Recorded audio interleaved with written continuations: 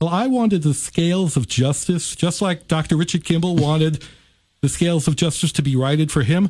I thought I would be helping in some small way these guys if I could facilitate a dialogue and help tip the scales of justice back to them to make it a level playing field. And that's why I wrote the book.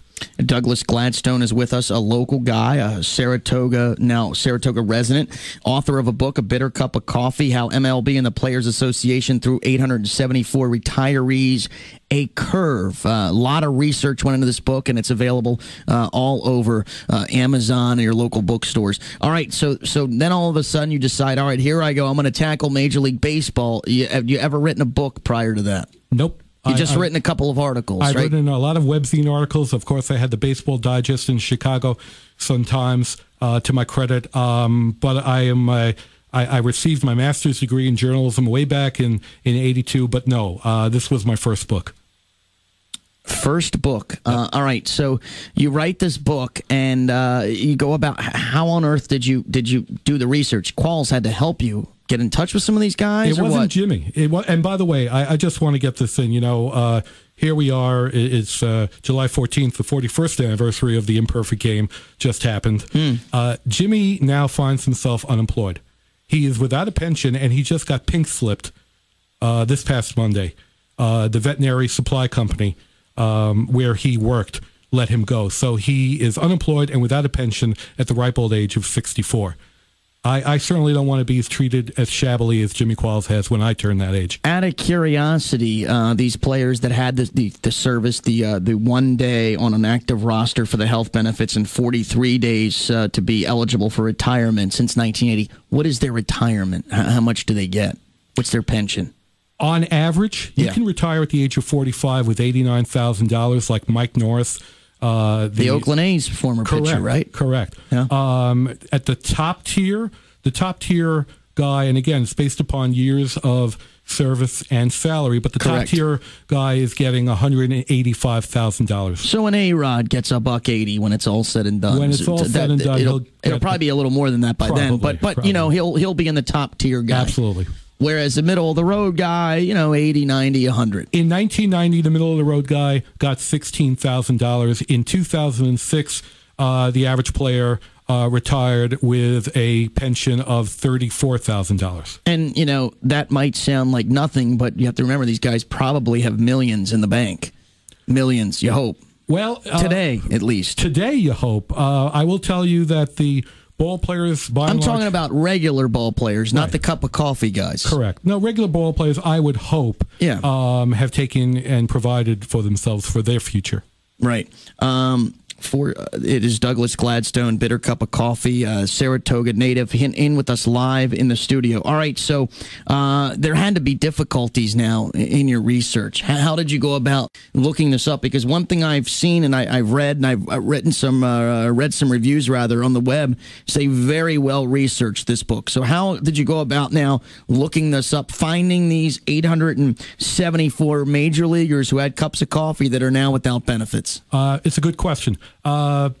The prime litigants in the 2003 class action lawsuit were named Ernie Fazio, Al Moran, and Mike Colburn. And believe it or not, all I did was Google them, and I found either their addresses or their phone numbers.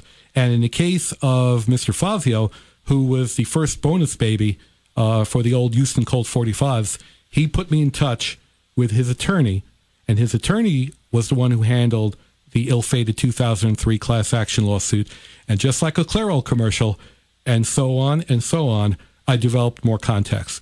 The union, of course, to be charitable, has not been forthcoming in helping me at all. They didn't supply me with the names of the player representatives. They weren't crazy that I tackled this issue. And, the Major League Players union is probably, it's been reported, the best funded pension fund in the country. Mm-hmm. And I don't know if they don't want the average person, your listeners, to know that they're hosing 874 of the former ball players. So there are 800 between 47 and 79. Only 847 fall into that.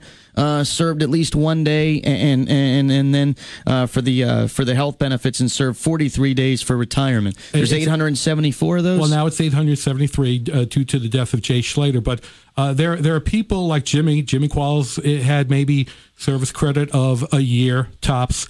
There were people like David Clyde, the former flamethrower for the Texas Rangers, who fell 37 games shy of a pension. There are people like Don Dillard, who was a pinch hitter for the Cleveland Indians and Milwaukee Braves, who fell 17 games shy of a pension. Unbelievable. All right, so what has now, after you've done the research, what were some of the more interesting stories you found from these guys? Are these guys living in squalor? Are they living in poverty? Have some guys made it? Or some guys running record labels now? I mean, what has been the story with some of these 874 guys that you found?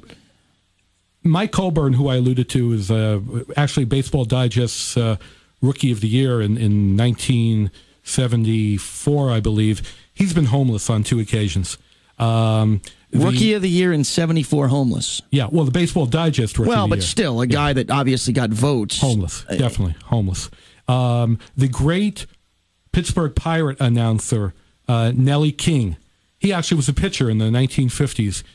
I'm not trying to be melodramatic, but Nellie King now is in an assisted living center in just outside of Pittsburgh with Parkinson's, while his wife of 58 years, Bernadette, is in another assisted living center about an hour away. How old is he? Nellie just turned 84. 84, and probably having to pay all of that, or figure out a way to pay that out of his own pocket. Yep, out of pocket. And that ain't cheap. No, it is not. Assisted living centers are definitely not cheap. The Midwest Book Review, just to pat myself on the back if I could, please, you were very gracious in citing the reviews. They said that the book had a lot of poignant, gut-wrenching stories that were terribly relevant in light of the continuing healthcare debate in America. And it's funny that this book is out now, because so oftentimes, and on the show about a month ago, we had a lot of the former NFL Hall of Famers on, Joe DeLamielleure, to name a few. They're without pension. These are Hall of Fame guys without pension. So this is happening in other sports, too. Oh, absolutely. Too. The NFL retirees, if you recall, last year got awarded a $26.25 million judgment. Apparently, it was found in a court of law that the NFL was cheating the Retiree Association out of licensing money.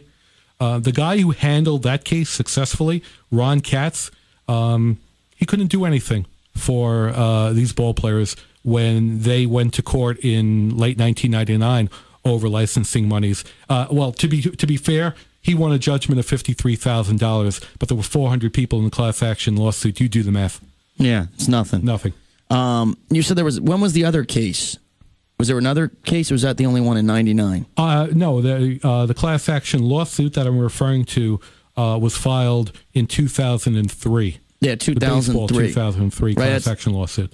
What happened there? It got thrown out of court in the Ninth Circuit, even though the Justice Manuel Real, the presiding judge, said Major League Baseball should try to find a way to help these guys. This was a class action lawsuit, or this was a lawsuit for the 874 guys left out of the cold. There were 1,053. These guys are dying at a rate of 6 per month. Wow.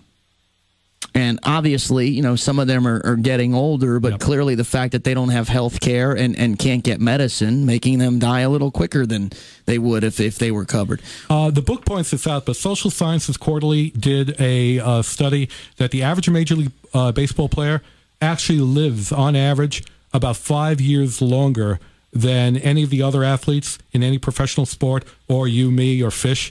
So think about it. You're going to live 5 years longer. You're without a pension, and you don't have health insurance. You're in pretty bad shape, and you probably have to work. And most of these guys did have to work. They're still working. Unbelievable. Douglas Gladstone, Bitter Cup of Coffee, how MLB and the Players Association threw 874 retirees a curve. Doug, what's your favorite number? Do you have a favorite number? The number that I would prefer people to call? No. Just your favorite number. Oh, number 7. Number 7. Seventh caller now, 476-1045, gets a copy